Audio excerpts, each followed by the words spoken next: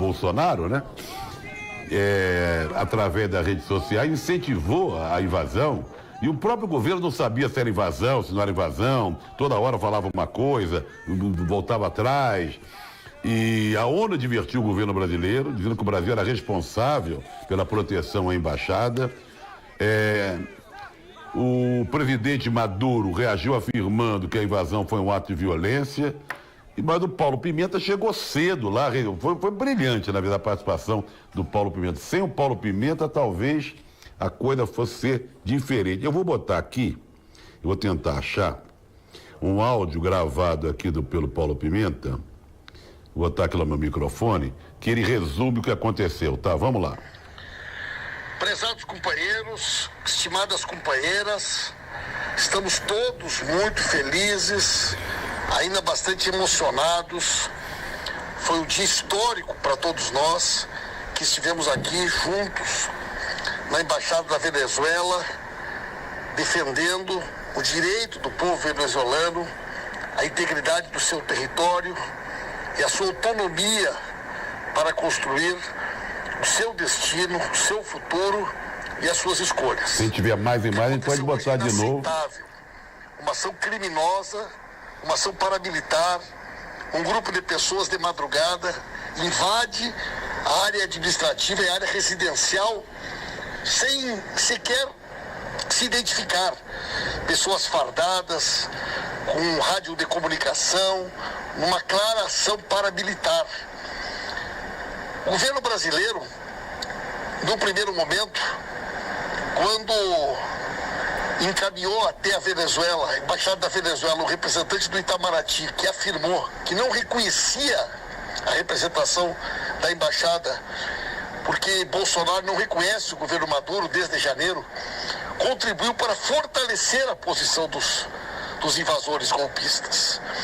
A solidariedade internacional, a mobilização da militância, a postura das nossas lideranças, a presença na frente da embaixada de parlamentares, sindicalistas, enfim, tudo isso foi fundamental para que nós pudéssemos criar o ambiente necessário.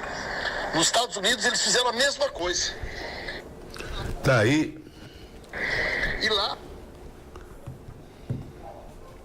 Tá aí o Paulo Pimenta, que gravou esse depoimento agorinha, né, na porta lá da embaixada. Ele que ficou desde cedo, né, comandando a resistência. Parabéns pro Paulo Pimenta e pro pessoal que foi para a porta da embaixada resistir e conseguiram uma vitória. O pessoal saiu pela porta dos fundos e com o rabo entre as pernas, como diria o outro, tá? Fala aqui com o Cláudio Vitor, Sérgio Paulo, Celso Vinhas, Alain, BMC, Antônia Santos, boa noite. Irineu Freire Santana do Grajaú. O Witzel vai parar de ser genocida ou vai ficar nessa de intimidar jornalista? Morreu mais uma menina hoje, com tiro, 7 anos de idade. Paulo Teixeira, medida provisória desse governo, entre aspas, extingue registro profissional para jornalista. O jornalismo, os verdadeiros jornalistas sendo atacados. Amanhã aqui no Sindicato Jornalista é uma convocação para as 3 da tarde, todos os jornalistas comparecerem lá para organizar um protesto em massa contra essa decisão do governo, do desgoverno do ex-capitão. Saímos da Venezuela, ou seja, da embaixada, que é território venezuelano, né? Que foi invadido, mas foram botados para fora. Vamos falar da Bolívia. Essa senadora que se autoproclamou presidente interina da Bolívia é um negócio impressionante. Entrou com uma bíblia do tamanho de um bonde lá no palácio. Ela tem pouquíssima representatividade. É uma Maria Ninguém, porque tem o Zé Ninguém e tem a Maria Ninguém. Jeanine Anes ganhou destaque ao reivindicar, sobrou para ela, segundo ela, era um direito dela. E ela com a Bíblia ali na frente. A autoproclamada aconteceu em sessão legislativa que não teve quórum, ou seja, desrespeitou tudo o que era possível para virar ela com a faixa presidencial. É um negócio impressionante. Se consuma o golpe lá na Bolívia com a posse dessa senadora. O próprio Evo Morales lá do México classificou o gesto como o golpe mais nefasto da história boliviana. E ela não larga a Bíblia. Há muita manifestação ainda nas ruas, né? Os partidários do Evo estão saindo às ruas, vindo de vários lugares da Bolívia, indo para La Paz. A situação não está nada calma, nada tranquila. Não é na força que eles vão conseguir, não. Há muita violência por parte dos que estão usurpando o poder, mas tem muita gente na rua tentando resistir.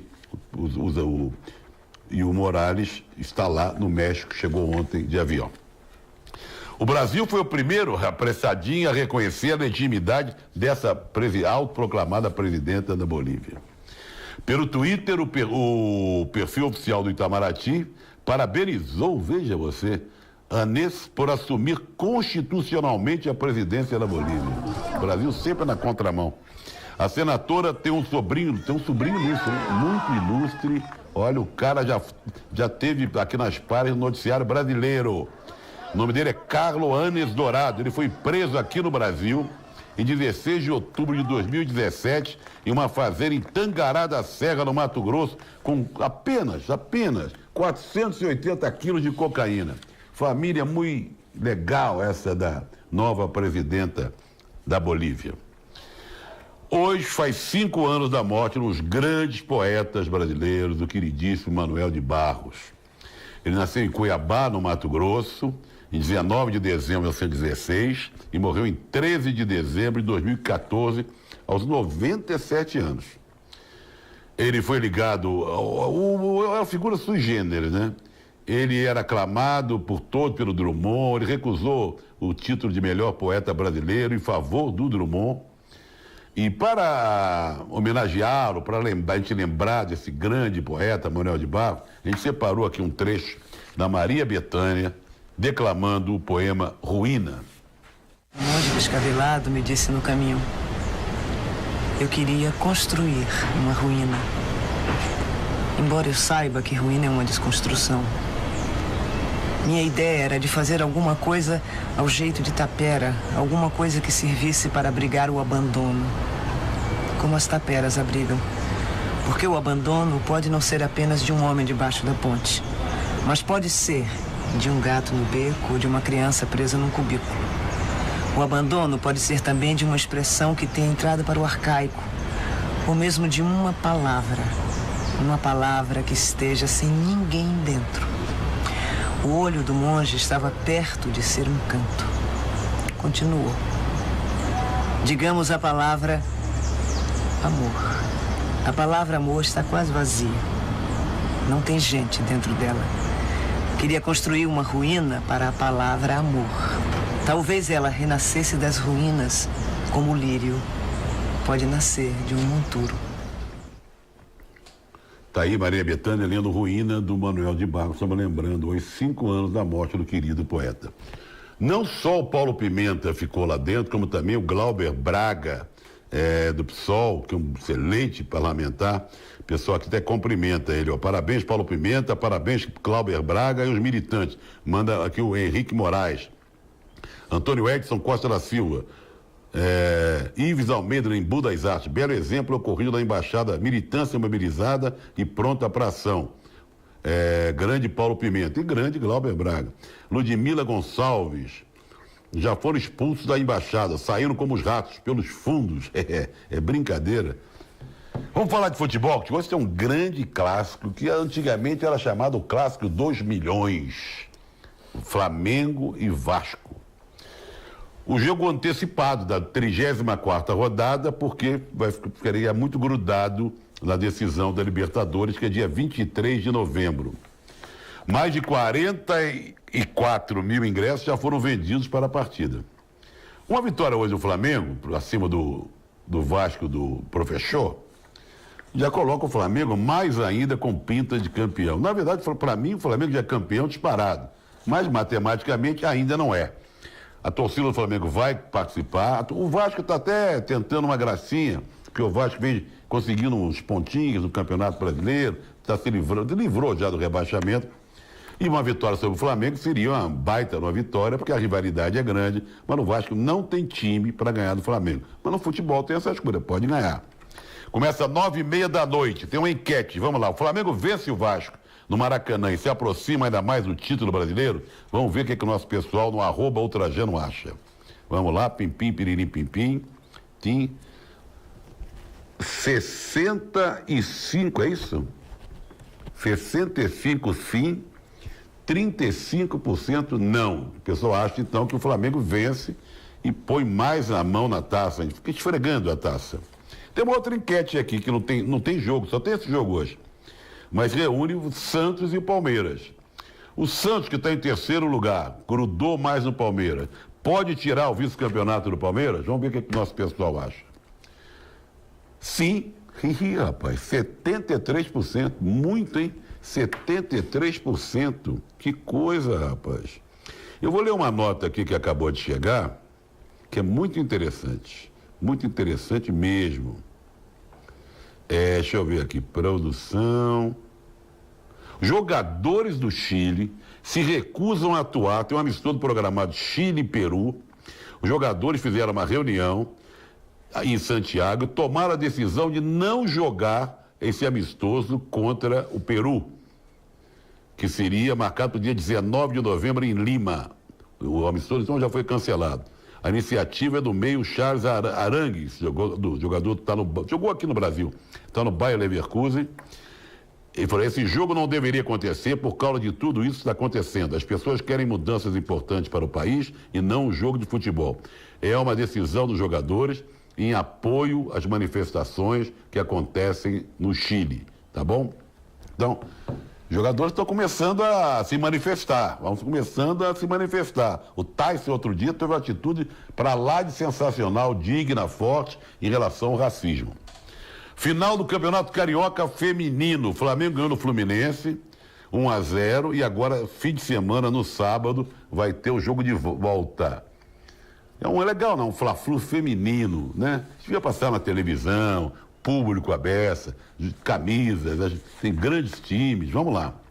Vamos falar um pouco de música. Tunay faz 69 anos hoje, ele é irmão do João Bosco. Nasceu em Ponte Nova, assim como o irmão dele.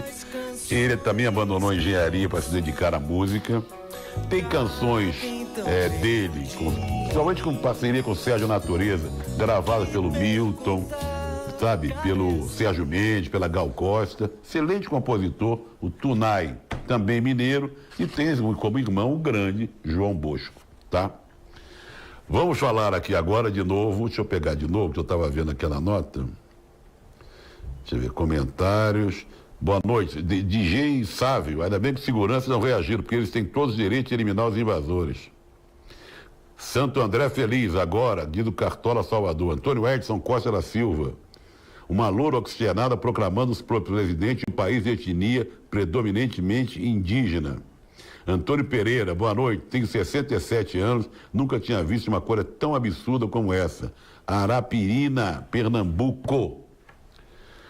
Vamos voltar a falar sobre a embaixada, a invasão da embaixada venezuelana lá em Brasília. O Jamil Chad colocou uma matéria na Folha de São Paulo dizendo o seguinte: um pânico, a mensagem do Eduardo Bolsonaro causou pânico e indignação em muita gente no Itamaraty. Ele escreveu o seguinte: entre embaixadores e diplomatas de alto escalão do Brasil, a mensagem de Eduardo Bolsonaro foi interpretada como sinalização de que o governo de seu pai pode não fazer esforço para retirar os invasores. Isso aí foi durante o dia, depois o governo não fez nada. Houve um acordo lá e a pressão da militância e eles acabaram se pirilutando. E o Jamil também alerta o que os diplomatas, que ele ouviu dos diplomatas, que o Brasil tem uma embaixada e um consulado operando normalmente em Caracas. Se tiver o troco, já imaginou o que pode acontecer com esses diplomatas? Esse Eduardo Bolsonaro, eles não têm limite, esses filhos do ex-capitão, tá? Bom, falar não ter limite, Fux, esse Fux é fogo. A liminar que suspende o processo disciplinar contra o Dallagnol no Conselho Nacional azedou o clima no Supremo. É o que informa a jornalista Mônica Bergamo na coluna de hoje, na sua coluna de hoje, na Folha de São Paulo. O Dallagnol seria julgado ontem por ter ofendido membros do Supremo Tribunal Federal. Só que o seu amiguinho Luiz Fux suspendeu por ordem e concedeu a liminar. Dias Toffoli e Lewandowski e Gilmar Mendes foram acusados por Dallagnol de formar uma panelinha dentro do tribunal e serem complacentes com a corrupção. Palavras do Dallagnol. Ele ia ser julgado e o Luiz Fux, amiguinho deles, vocês lembram que falaram do Fux, a gente pode confiar? Falou, assinou a liminar. Hoje estou para 10 a 14 aqui agora. Você tem um programa especial aqui na TVT, às 10 da noite, uma entrevista do nosso querido Bob Fernandes entrevistando a Paula Lavigne, que fala do sofrimento da classe artística durante o governo do ex-capitão. 10 da noite, e vamos ver e ouvir um trecho.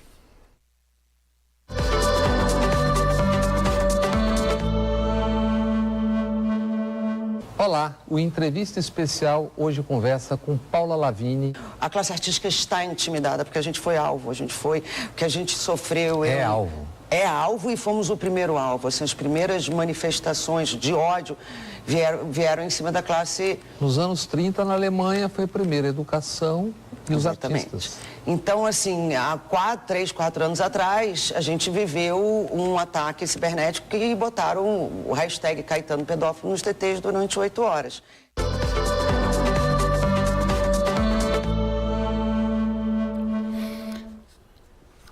É o Bob Fernandes na TVE Bahia, tá? Entrevistando a Paula Lavigne hoje às 10 da noite, falando do sofrimento, do que a classe artística está passando com esse governo. Falando em Bahia, vamos falar do mestre Pastinha. Hoje faz 38 anos que morreu um dos maiores nomes da capoeira, mestre Pastinha. Ele morreu aos 92 anos, ele aprendeu capoeira com o vizinho dele que era africano.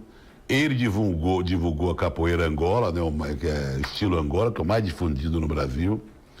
Sempre defendeu a capoeira como um esporte, não admitia que fosse violento. E nós separamos, falando em TVE Bahia, a gente separou, nós vamos ver e ouvir, um documentário, um trechinho, feito pela TVE Bahia sobre o mestre Pastinha. Vamos lá. Na roda da capoeira, grande e pequeno sou eu. Eu me chamo Vicente Ferreira Pastinha. Eu nasci pra capoeira, só deixo a capoeira quando eu morri. Eu amo o jogo da capoeira. E não há outra coisa melhor na minha vida, no resto da minha vida, que seja a capoeira. Tá aí um trechinho que o pessoal da Rádio Brasil Atual ouviu bastante, o berimbau e o canto da capoeira. O Partido Socialista dos Trabalhadores está muito perto disso lá na Espanha, de conseguir formar o novo governo da Espanha, mas eu tenho minhas dúvidas. Há uma possibilidade grande de a coalizão com o partido, com Podemos, né, Unida Podemos. O Pedro Sánchez, que é o primeiro-ministro, se entendeu com o Pablo Iglesias, que vai ser o vice dele. Só que o sucesso dessa aliança progressista ainda depende do apoio de outros partidos. Partido Nacionalista Basco, o Mais País. Porque a situação na Espanha é sempre complicada, porque o Partido Socialista ganha, mas não consegue maioria no parlamento, então sempre outra eleição. E uma coisa preocupante foi o crescimento, que agora é o terceiro partido mais forte da Espanha, do Vox, que é um partido de extrema ultradireita, tá? Vamos falar do caso Marielle. É um caso que está circulando isso durante o dia nas redes sociais, é muito importante, muita atenção. É o tweet da jornalista Thaís Belinsky, da Folha de São Paulo. Ela diz o seguinte: o Bolsonaro teve uma intoxicação alimentar, passou mal e nos últimos 2 dias precisou reduzir o ritmo da agenda. E até voltou mais cedo para o Rio, segundo a assessoria dele. Essa postagem foi feita meio-dia e meia, mais ou menos, do dia 14 de março de 2018, dia do assassinato de Marielle. O post foi revelado pelo advogado Eduardo Goldenberg, que resgatou o Twitter da jornalista e compartilhou no Twitter. Edu, meu querido amigo Edu. O tweet evidencia que Bolsonaro poderia sim estar em sua casa no momento que o porteiro teria interfonado para anunciar a chegada de Elcio Queiroz. Aí fica aquela dúvida que ele estava em Brasília, que ele estava no plenário, não estava, que assinou a ficha. Tudo isso está muito confuso, é mais um ingrediente nessa confusão lá da portaria, do interfone, do porteiro 1, porteiro 2, porteiro 3, no caso da Marielle, que aliás 600 e tantos dias do assassinato e execução de Marielle Anderson, e até agora, gente, nada. Fala-se muito, mas não se resolve nada. Ninguém sabe ainda quem matou Marielle Anderson, quem mandou matar Marielle Anderson e por que mataram Marielle Anderson. Vamos falar do futebol no mundo? Na página 19. É uma série muito legal que desde semana passada está sendo exibida aqui na TVT, uma parceria da TVT com a TV chinesa. A equipe da TV chinesa viajou o mundo inteiro e hoje nós vamos ver a segunda parte. Ontem foi a primeira sobre futebol na Islândia. Hoje é a segunda parte do futebol na Islândia. É o 8º episódio da série. Essa série, com certeza, a TVT vai repetir mais pra frente no final do ano. São 19 episódios, com duração de 25 minutos e legendas em português.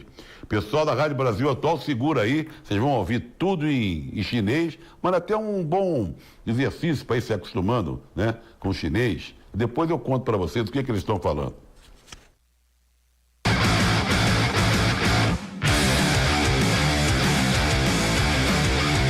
We are a very small nation, but we are like Vikings or hunters.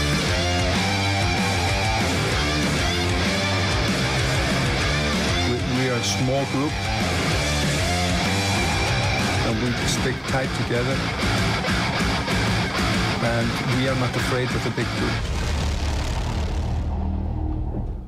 Tem aqui mais comentário do Thiago Alves. Fly Vasco, jogão.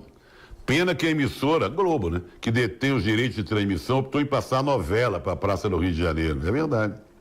Será que a novela dá mais audiência que Vasco e Flamengo? Vê que coisa, Vasco e Flamengo. Nilza Baeze, pois é, o povo está descobrindo a verdade dessa direita que só pensa no próprio umbigo.